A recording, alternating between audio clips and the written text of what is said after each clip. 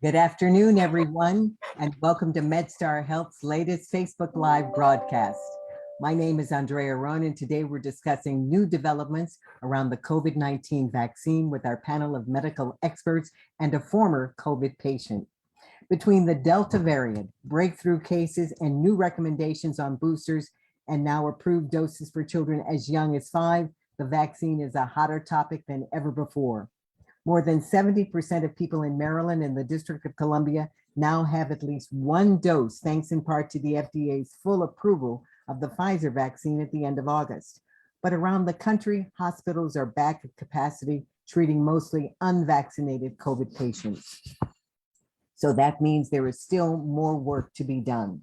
So let's get busy with our panel. Please join me in welcoming infectious disease specialist, Dr. Maria Elena Ruiz, pediatrician, Dr. Tia Ragland Medley, and Tanya Paler, who is a resident of Montgomery County, and she's going to tell us about her own breakthrough case, and Mashan Bowman Carter, our senior social media specialist, who will help monitor your live questions. And please don't forget to ask questions about the vaccine in the comments section below. We will get to as many as possible during our broadcast.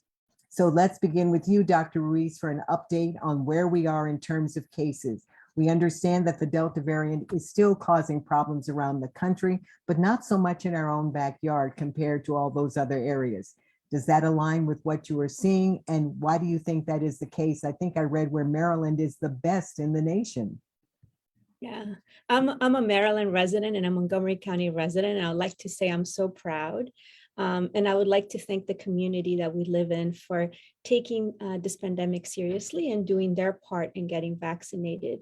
We are certainly seeing fewer cases, but we're still seeing patients that get COVID that are unvaccinated, much fewer numbers than we were obviously in prior waves. But one thing I just wanted to highlight, although our area is doing well, there's still about 1,400 deaths in the United States per day. And to me, for us to feel joyous or like we're in a good place when so many people are dying a day just speaks to how long this has been going on and how we become a little numb to these deaths, but I would like to thank the community and stress that we are in a much better place because of the vaccine.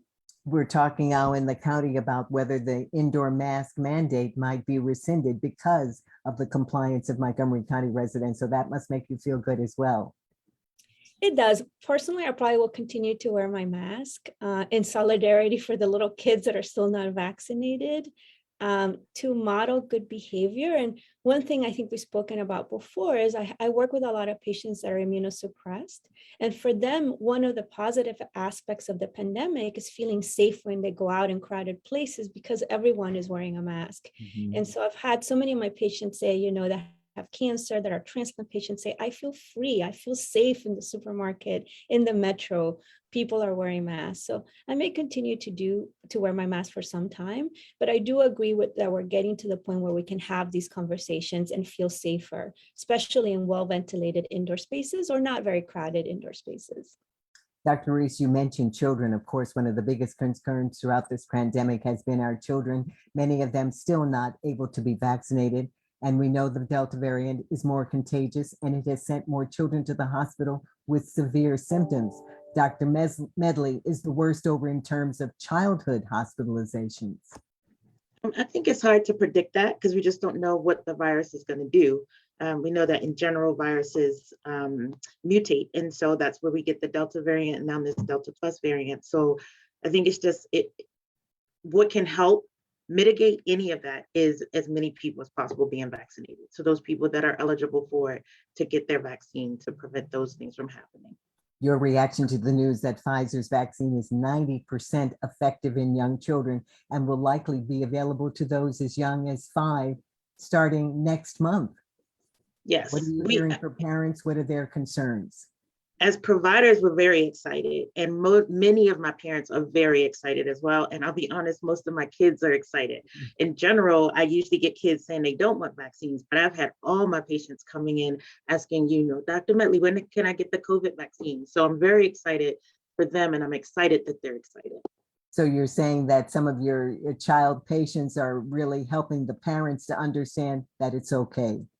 Absolutely, absolutely. And I think it's encouraging to parents too, when they see their children asking for the vaccine, but also just to hear their children asking about the virus itself and about the components of the vaccine and why is it helpful. I think it's great to have those open conversations and that availability of parents and providers to kids to answer a lot of those questions. We know that the vaccines are helpful, they're making a difference, but we're currently dealing with breakthrough cases referring to fully vaccinated people who still get COVID. And you may have recently heard about Secretary of State Colin Powell, who had serious underlying conditions, but also Baltimore Mayor Brandon Scott, Supreme Court Associate Justice Brett Kavanaugh, and others who became infected despite being vaccinated and not showing any symptoms. Tanya Paler, you're here to tell us that you went through a similar situation. Tell us about your case and what was it like? How did you get through a COVID incident after you had been vaccinated? Yes, that's right, Andrea. And although I've been fully vaccinated since last February, I did test positive for COVID, and I experienced some mild symptoms, but thankfully I was vaccinated. So, I recognize that my symptoms could have been far more severe had I not been vaccinated, or I could have become critically ill. So I was just so grateful that I was vaccinated. So what you're saying is a question that I think a lot of skeptics are having. You had the vaccine, you had both doses, and you still came down. Doesn't that say that the vaccine didn't work? How would you respond to those people who say it didn't really make a difference? Not at all. I would say, I'm just grateful that I was vaccinated, because who knows what could have happened had I not been vaccinated. And fortunately for me, yeah, I was vaccinated, and my entire immediate family was also vaccinated. So I was the only person who actually ended up testing positive. The other members of my household all tested negative, which again is another testament to that the vaccine works. Dr. Ruiz, is Tanya right? A testament that the vaccine works? Why was her case? Tell us about this and other vaccines. Why did this happen to her? Sure. So I think Tanya highlighted a really important point, is that the vaccine is supposed to keep you alive. And when we look at vaccines, we always look at, the highest standard is preventing infection. Obviously, that's what you want, but you also want to make sure that if people have an illness, it's very mild and that they survive it. It's the same for all vaccines. With the flu vaccine also, it's not 100% effective. It's much less effective in terms of rates compared to the COVID vaccine. But the point is, it keeps you alive. Even if you get the illness, it will keep you alive. The other thing I wanted to highlight is the risk of transmission in a household is extremely high. And studies that have been done in Europe, when they look at, families, almost everyone seroconverts, even if they don't have, symptomatic disease. So the fact that everyone was negative is really how we stop this infection. Like, you can look at her household as a, mini community. One person broke through, but everyone else, it was like the protection to keep it from going to other places, like other workplaces and school. And the other thing I always tell people is, like, imagine what it would have felt like without the vaccine. The vaccine gives your body a dress rehearsal and a chance to prepare for infection. If you don't take the vaccine, then you're taking the chance of going into a battle completely unprepared. And what we see with Tanya is she had mild symptoms, she recovered, no one else got sick. It's really what we want the vaccine to do. That's a good image there about going into battle without being prepared, or going on to a show without any rehearsals. She had the vaccine and prepared her for what was to come. That's a good Her point. immune system got a good training, and it knew what to do when the invader came. All right, Dr. Ruiz, thank you. Let's go to Mashan, see what our audience is asking our experts. Mashan. Thanks, Andrea. We have a question from Maria. She's asking, if some of my red blood cell results are low, can I still get the Pfizer booster? So I'll direct that to you, Dr. Ruiz.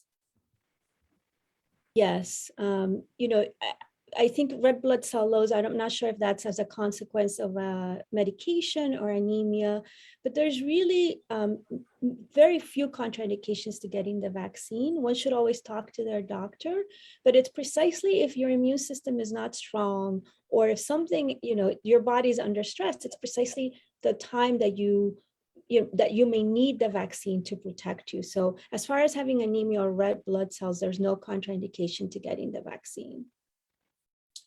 Thank you very much. I have a follow-up for you, Dr. Ruiz. We've seen a lot of questions and comments regarding the immunity that is acquired after being infected with COVID. So what do you say to someone who may be hesitant to get a COVID vaccine once they've recovered from the virus? Sure. I think this is a question that comes up, and it's something that we're still finding out about. So I'll just go through some facts that we know. So we know that people can become co-infected with COVID, right? If infection gave you full protection, then you could not become reinfected.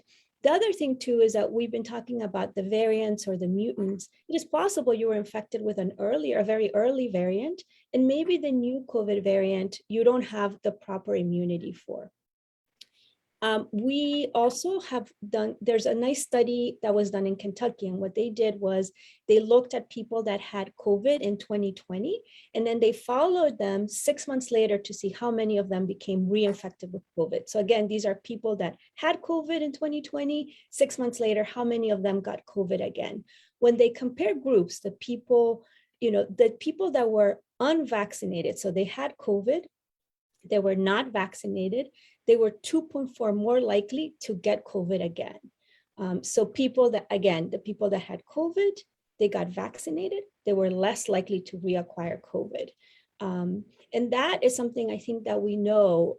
Somehow the vaccine gives us really good immunity. The other thing we know for people that were really sick is that when people have severe COVID, sometimes they don't mount a measurable immune response, one that we would consider would avert infection. So I think you can think of the vaccine as having your initial illness as having been an exposure, and possibly your immune system has learned some strategies to fight the virus. But the other issue is that it might have been, we don't know how long that immunity lasts.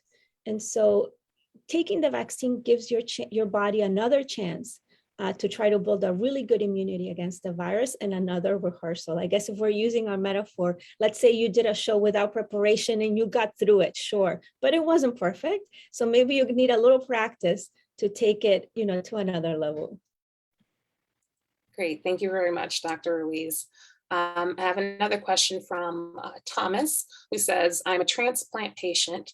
Is there any news or any updates for someone in his possession regarding the vaccine or any boosters? Sure. So transplant patients and immunosuppressed patients should be vaccinated. So hopefully Thomas is already vaccinated. He should get a booster. And really for the transplant patients, we don't consider them a booster. Booster would mean that you got immunity, it waned over time. And so 6 months later, some people get another shot to kind of remind their immune system. What we're finding with transplant or immunosuppressed patients is their original vaccine series might have needed more doses. And so what Thomas should do if he's already been vaccinated is go ahead and complete the vaccination, as we now know, maybe 3 doses of Pfizer's, 3 doses of Moderna. J&J, it's a little bit more complicated, but I would be happy if Thomas would like to send me a message directly. We can discuss his specific situation regarding the vaccine. I really would want Thomas to be fully vaccinated. And now we're even talking about perhaps a 4-dose series for patients who are immunosuppressed. All right, thank you, Dr. Ruiz. I'll turn it back over to you, Andrea. Thank you, Ms. Shannon. We're going to stick with the boosters question again, because a lot of people are uncertain who needs a booster shot, which is the 3rd dose of the COVID-19 vaccination. We've had lots of approvals from the federal government. It's kind of confusing to people. So Dr. Ruiz, who is currently eligible for a booster shot or a 3rd dose of the vaccine? Sure. So whatever vaccine was given, Moderna, Pfizer, or J&J, right now, everyone qualifies for a booster who is over 65. immunosuppressed with chronic conditions, and then people whose job or work takes them to a high risk environment, like healthcare workers, teachers, cashiers, really frontline workers. And then I think for other people, each person can make kind of an individual decision of whether at 6 months it makes sense to get a booster. Does someone like Tanya need a booster after she was, we thought, fully vaccinated and then had a breakthrough case? What about the antibody she now has from the breakthrough case? Does she still need a third dose? Well, I would say not now. I don't know how recently her COVID was. She would have to wait at least 3 months from her COVID illness. And perhaps for her, she looks young and healthy. She could have the choice to wait another 6 months and not be so immediate as someone who's older, over 65 or has immune conditions. The other question is, which booster do I get? If I had Moderna, do I stick with Moderna? If I had Pfizer, do I stick with Pfizer? J&J, does one outweigh the other? What do you suggest, and how was it determined that mixing and matching was a good thing? Sure. So right now, the official stance is that you can get boosted with the same vaccine that you got originally. If that vaccine is not available, you could mix and match. I know it can be a little confusing. We don't have a lot of data. There's some early, very preliminary data, small studies suggesting that perhaps mixing vaccines gives a better immune response, but we won't know that in the long run. What I would advise my patients to do is, if you had, I would try to stick to the same brand of vaccine. If perhaps someone had very terrible, terrible headaches, bad fever, potentially you could change to another one. But I think in general, if it is available, personally, I would suggest sticking to the same brand, the same type of vaccine.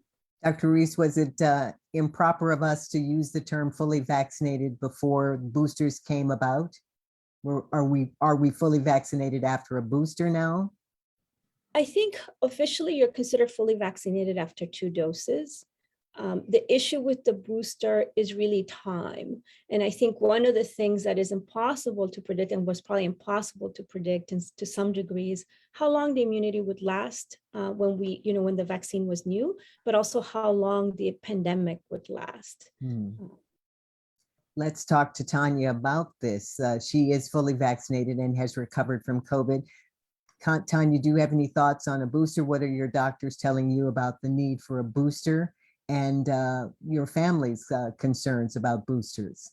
Yeah, so I'm gonna get the booster when when it's available to me. I'm gonna certainly get it. My husband has already gotten his, and my parents, and they've gotten theirs. So we want to make sure that we have as much coverage as we possibly can. Well, as the Dr. Ruiz said, you look healthy, so we want you to stay that way, definitely. Dr. Medley, do you think we're trying to get shots into younger children's arms, but do you think that booster shots will eventually be recommended for the middle schoolers and the teenagers who've already been vaccinated? It's likely, it's possible. Again, it's hard to tell. A lot of the information is very preliminary, but one thing I was going to add is just to say that, every year we get a flu vaccine because the flu virus changes every year. And so we have to get boosted with the flu vaccine every year. It's a virus. It's the same thing, I think, that we're likely going to see with COVID, but we won't know until all the data is in. But I think it's likely, given that we're already recommending boosters at this current point in time. But what we do know is that kids just tend to be more robust in their reactions to immunizations. And so until they do further research, we won't know for sure if kids will need it, but highly likely. Dr. Medley, what do we know about babies and children under 5, when they may be able to get the first round of vaccines? And for your patients who have those younger children, what are their concerns? We knew there were some heart issues with one of the vaccines before. What are you telling them? What are they asking you? Absolutely. So the first part of the question, I know that the hope is that by the end of the year, we can get kids 6 months to 5 years old also vaccinated as well. They're continuing to do those studies. They've been doing it from the beginning, but obviously it's just, it takes a little bit longer for people to feel comfortable enrolling their children into a lot of those studies. So the numbers are building up as more and more people are getting the vaccine, and then people feel more comfortable and feel more safe with their children being part of those studies. So I think the first part would simply be as soon as possible, but the projections were probably by the end of the year. So December, January, sometime, hopefully get the younger kids vaccinated. As for the second part of your question, as far as what are parents asking and their concerns, I think it's the same across the board with vaccines in general, just wanting to make sure that it's going to be safe, make sure that their kids are not going to have any long-term effects from the vaccine, and just in general that it's worth it, right? That it benefits them in some way. And so I would say yes to all of those things. Long-term effects, the studies so far have not shown any. Kids, the side effects that a lot of kids 12 or a lot of people 12 and up had with the vaccine, they did not see in a lot of the kids in this study, the 5 to 11-year-olds. Part of what they did was actually do a smaller dose of the vaccine for the kids 5 to 11 versus those kids 12 and up or people 12 and up. And so even though the dose was smaller, their reaction was actually comparable to those people 16 and up. And again, that speaks to the robustness of just children's immune systems in general. A lot of that, they did not see any of the heart effects that we saw in those 12 to 15-year-old males, those rare cases of those. There were none reported in the kids from ages 5 to 11. So most of what we're still seeing as far as reactions are the pretty common ones that we see with vaccines, which are the pain at the injection site, some swelling. And then with COVID, everybody has been seeing, maybe some fever, some chills, some body aches. But again, within, 2-3 days, those symptoms have resolved. So the long haulers in children are still very rare. Yes. Tanya, have your children been vaccinated, and what questions do they have for you? How do you answer them, and what questions do you have for your pediatrician? Yeah, so I have big kids, and they're both vaccinated. They were excited to get vaccinated because they wanted to resume many of their activities, sports and dance. And so they came to me and said, we're ready, as soon as we have an opportunity. So Did they have any reactions, site injection, pain, anything like that? It's interesting. They didn't have any reactions. I had mild side effects when I was vaccinated, but they never missed a beat. That's a good thing to hear. Mashan, we're going to take more questions from our viewers. What are they asking our panel? Awesome. Thanks, Andrea. We have a question from Kathy. She is asking, how do you deal with those who are concerned or against getting a vaccine? She is fully vaccinated with a booster. She had no reactions, but her friends are concerned about her and her immune system. So I'll direct it to Dr. Ruiz. What do you say to those who are hesitant, and how can we somehow be a little bit more persuasive in delivering our message about the vaccine? This is a challenging question. Thank you. I think the first thing to do, and what I try to do, is find out what the specific objections are to the vaccine or the concerns, maybe the source, and to really try to listen. I think each person that has gotten the vaccine can help us be an ambassador in their community to say, I'm here, I feel fine, I didn't have many side effects. And there's also people that have gone, there's studies or reports of people in healthcare, like in work situations where the people that were vaccinated didn't pick up COVID and it spread to the people that were unvaccinated. So certainly if there's been any situation like that where the person's been exposed to COVID, to say, hey, I was around with someone with COVID and I didn't get it, kind of like Tanya's family, they could be ambassadors to people to say, look, I'm vaccinated, my mom had COVID, I didn't get it, and that's why I didn't get it. It is very challenging, and I think it's going to take, all of our efforts, physicians, siblings, parents, friends, to move this forward. Thanks, Dr. Ruiz. We have another question, this one about boosters, from Dorothy. She says, would you recommend getting the COVID booster shot and the flu vaccine at the same time? I'll share that with Dr. Ruiz. Thank you. Yeah, yes, you can. And it's really a question of convenience. There's no contraindication in getting both vaccines together. Your immune system can handle it.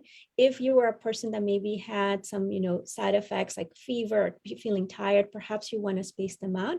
But I think it's important to get the vaccine. And so if it's going to delay getting the vaccine, or maybe you work and you can only take a certain amount of time, or maybe the kids, it's important to get both vaccines.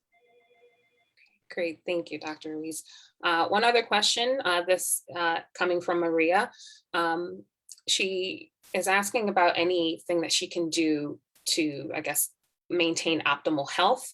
She has been vaccinated. She also has diabetes, high blood pressure, and she's trying to manage both conditions. What do you say to someone with those pre-existing conditions, and how can they, in addition to getting vaccinated, what can they do to stay healthy? I'll actually speak to it. So like Maria, I am a diabetic and I have high blood pressure. I also have hypothyroidism. I was vaccinated and I did receive my booster. And I have two teenage children, two teenage boys who were both vaccinated as well.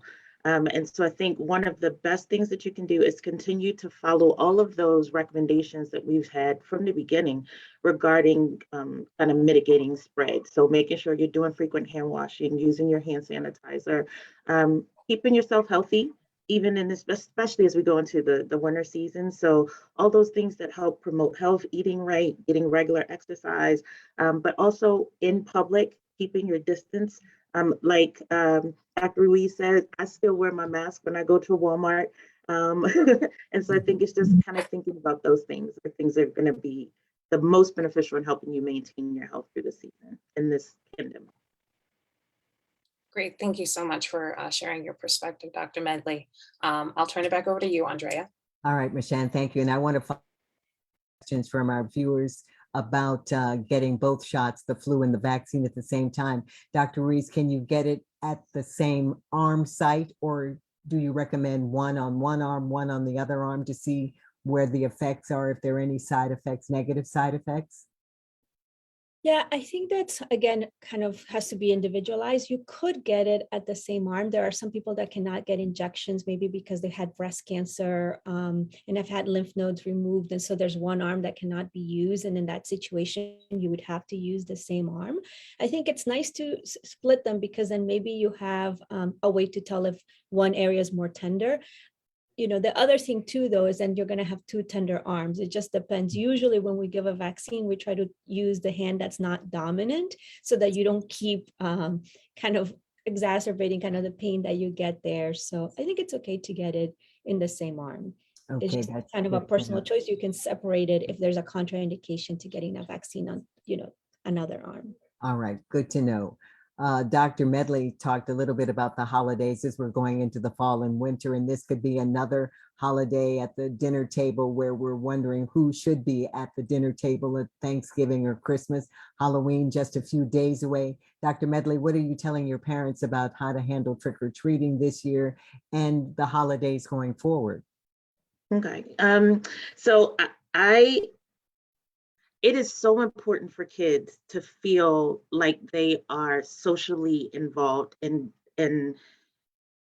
being involved and having relationships and doing those things to help generate their mental health, right? That this has been the biggest impact for kids, honestly, has been on their mental health. So I absolutely encourage parents, if they plan to trick or treat, to definitely still do it.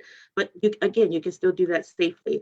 I've never recommended that they take anything that is not wrapped. So definitely making sure things are wrapped, making sure that the kids go out, integrate a mask into their uniform, their costumes somehow, making sure that they're going to places that they're comfortable with. So kind of the same things we've always talked about with Halloween. If you do sometimes the shopping centers will have the stores that will participate in those types of things.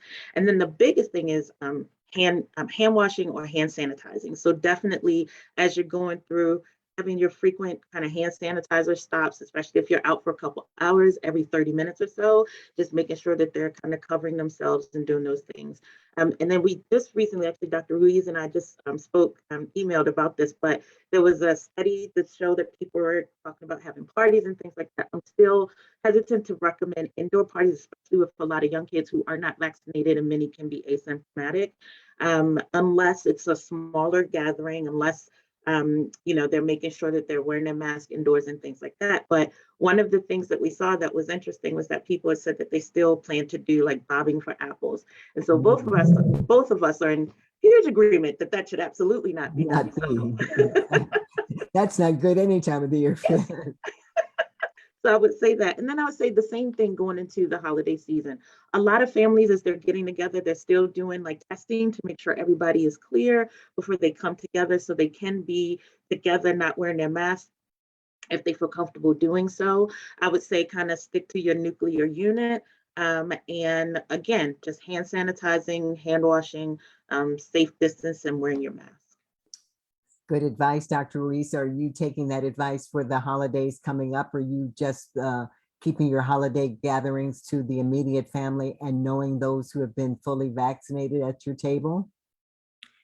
Yeah, and I think I agree with everything that Dr. Medley said. I think one really important part of this is planning and communication. I think it's good. Sometimes with families, you may be surprised who's vaccinated and who's not. And I think kind of having that conversation ahead of time so that everyone's on the same page. And it may be that you're not on the same page, and it's better to kind of address it early on and maybe, do an outdoor gathering or postpone the gathering. We have been trying to keep our gatherings very small and limiting them to vaccinated people when they could be vaccinated. So the kids can still, come, obviously. And we do try to wear masks as much as possible. When we're not eating, for instance, I try to keep my distance.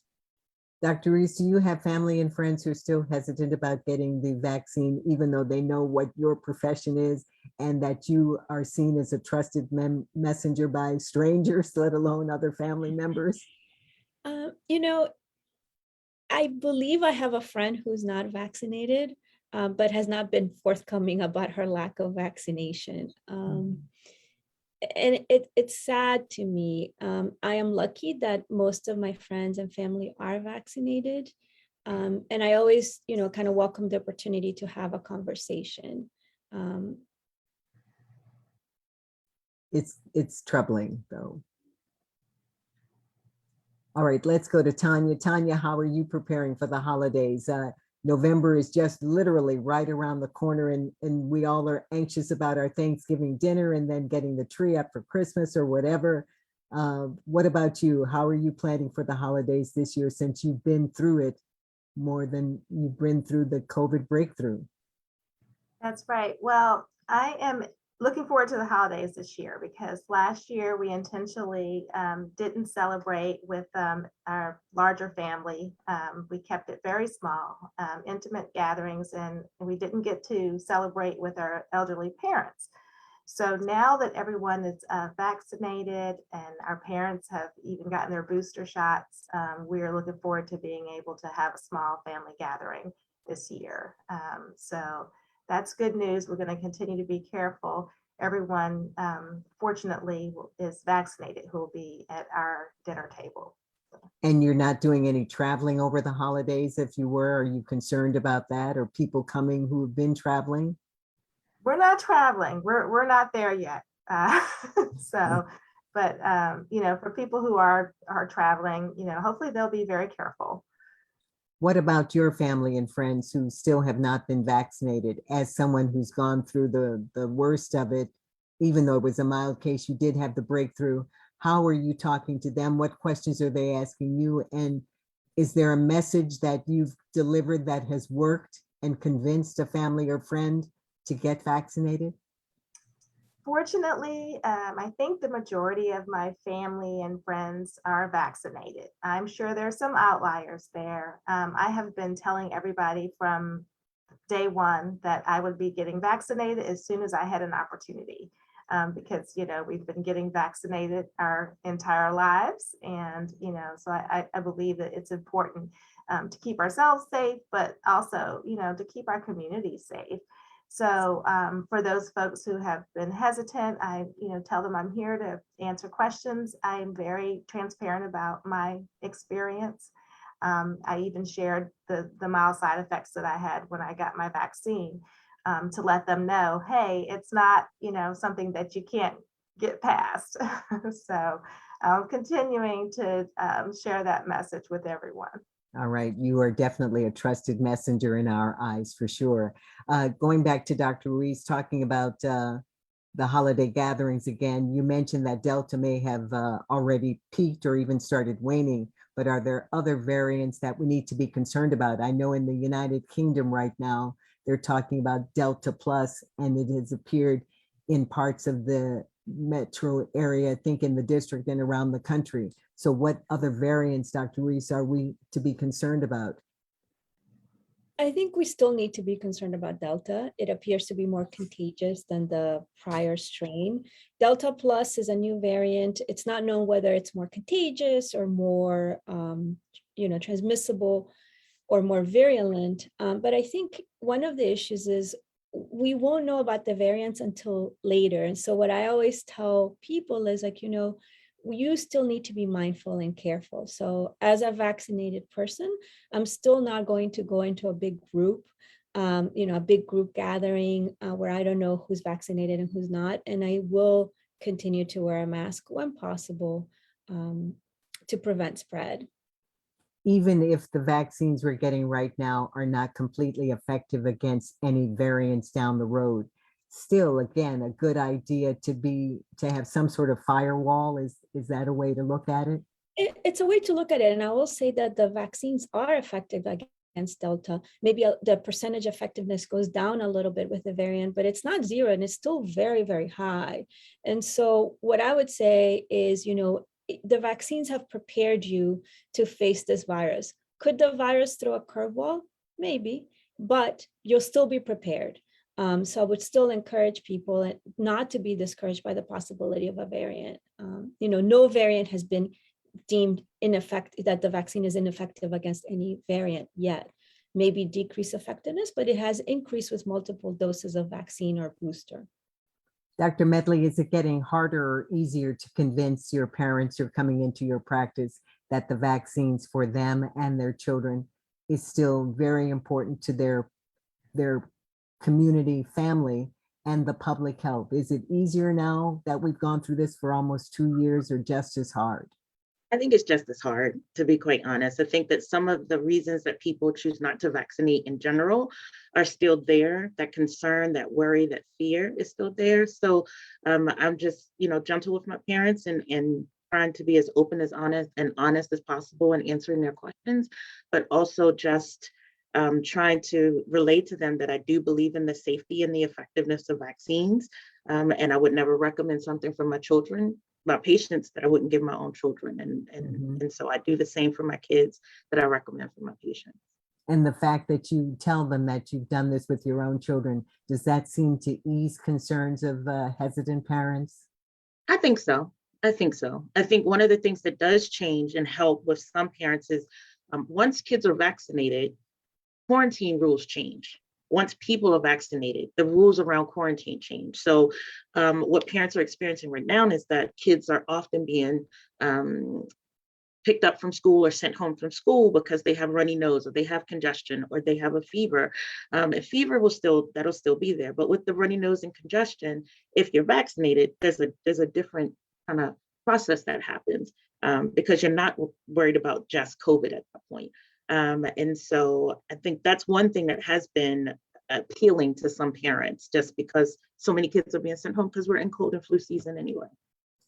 The FDA has made its recommendation for children 5 and to 11. CDC has the final say. Once it is recommended, even an emergency use authorization effort, how soon after that will it roll out into your office and the offices of other pediatricians? So it definitely just depends on availability of product. Initially, we thought that it would just be kind of a smaller dose of what we already have in stock, but they are packaging it differently for pediatric patients under 12 years old. So once we have that product in stock, it'll be going from that point moving forward. I heard that the children's dose has a lower shelf life, not as long a shelf life. What difference does that make as far as parents trying to make appointments to get their child that shot? Not a big difference in the way of appointments for the patients. The difference is going to be for staffing at the offices to decide how long do they think they'll have that in stock, how quickly do they think they'll be able to give those vaccines out and not have to waste them because they passed their expiration date. So I think it's just a matter of kind of knowing what the interest is, how many people really want to receive the vaccine, and then ordering in amounts that make that feasible. All right. Thank you, Dr. Medley. And Dr. Ruiz, on the topic of parents, expectant mothers in particular, what's the current recommendation for pregnant women who have received some mixed messaging on whether they should be vaccinated or not? Any consequences for them or their babies? Sure. So pregnant ladies are at high risk for COVID and COVID complications. And it is recommended that they get the vaccine to prevent themselves. You know, a healthy mother equals a healthy baby. And so you could imagine that if a woman is not having enough oxygen, is intubated, that baby is going to be under a lot of stress. You know, all the data that we have on pregnant ladies that have been vaccinated shows that the vaccine is safe. And I was just looking at a study of pregnant ladies with COVID, and there was about an 8% rate of either intrauterine loss of the baby or stillbirth. And so I think it's something to consider. I know pregnant ladies, you know, pregnant women are concerned about maybe the vaccine, but really it'll keep them safe, prevent them from having COVID. Having a baby be born to a mother with COVID, you know, can be very, very challenging. So I would encourage them to get vaccinated. And there's some indication that perhaps for nursing mothers, they may pass some passive antibodies to the babies. So you're doing something good for yourself and for your child. Yes. And again, putting to rest the vaccine's effect on fertility in males and females. Yeah, we have seen no indication. I'll let Dr. Medley address it, but no signal that there's any issue with fertility. Dr. Medley? Yes, they've actually done studies in both moms who have pre-conception, pregnant moms, and moms after delivery. And there's been no studies so far that have shown any effect long-term on fertility at this point. And studies are still ongoing, but the vaccine itself has no effect on the reproductive organs. It's not involved in the reproductive organs at all. So from a scientific perspective, there's no reason why it should affect fertility anyway, but no studies have shown any effect so far. All right, let's go back to Mashan and find out what other questions our viewers have for our panel of experts. Yes, thanks, Andrea. I have a question from Michelle, who says, can you get the booster of the vaccine if you have asthma? So I'll direct that to Dr. Ruiz. Yes, you can and you should, because you're actually at high risk as an asthmatic of having a complicated course with COVID. So you absolutely can get the vaccine and the booster if you have asthma. Great, thank you. I have a follow-up question.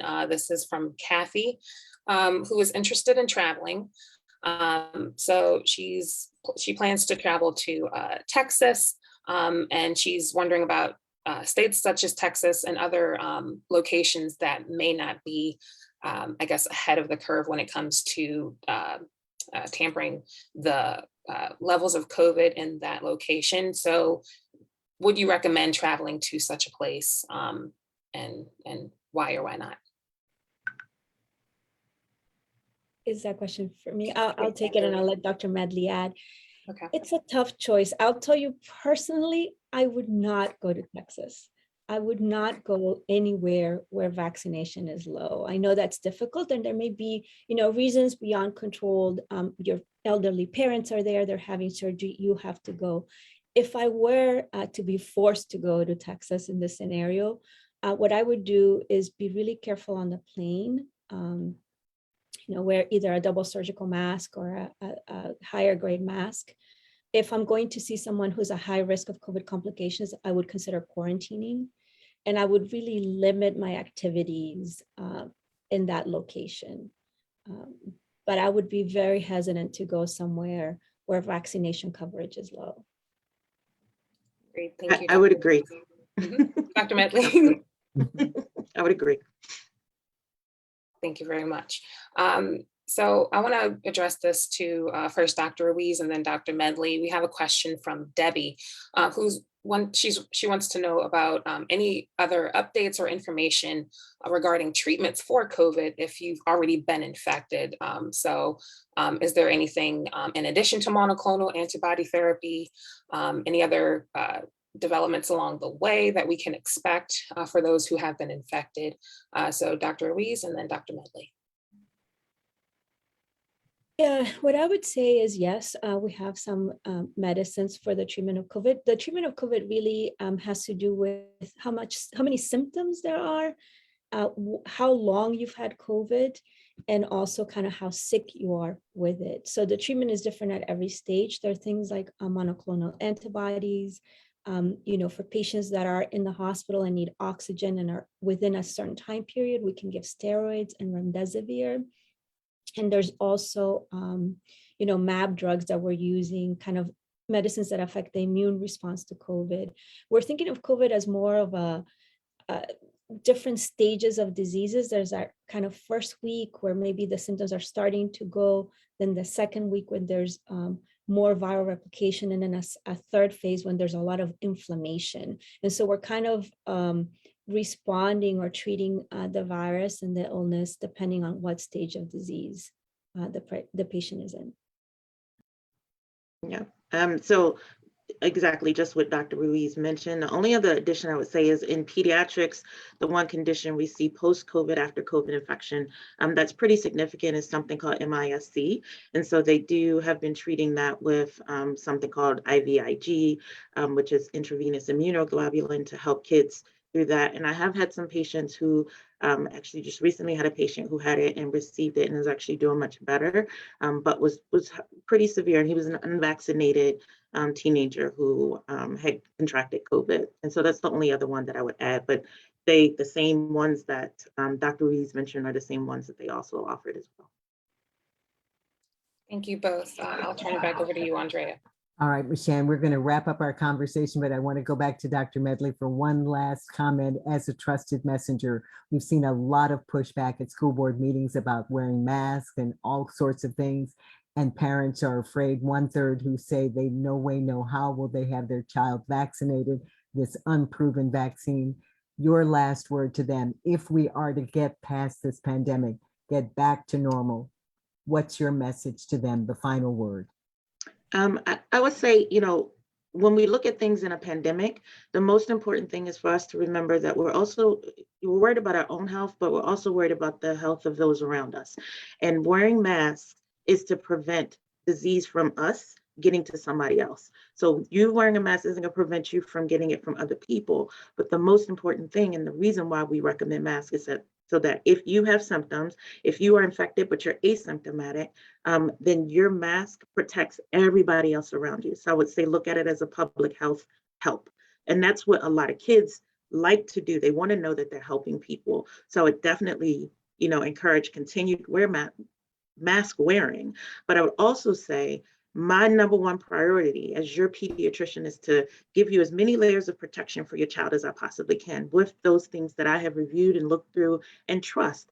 And the COVID vaccine just adds another layer of protection for your child that I do recommend. And I would seriously consider, I would tell every single parent who's on the fence or who's against it to make sure that you're talking to somebody who's a trusted health professional who will give you true facts about this condition, because there are just so many myths out there that we can easily dispel with one conversation.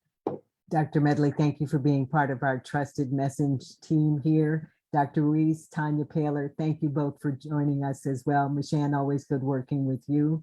If you still have questions about the COVID-19 vaccine, we have a website you can visit, Sorry we weren't able to get to all of your questions during this broadcast, but go to the website medstarhealth.org/vaccine questions. And if you feel like you're now ready to register for a COVID-19 vaccine because you believe our messengers through the MedStar Health, you can visit medstarhealth.org/sign up.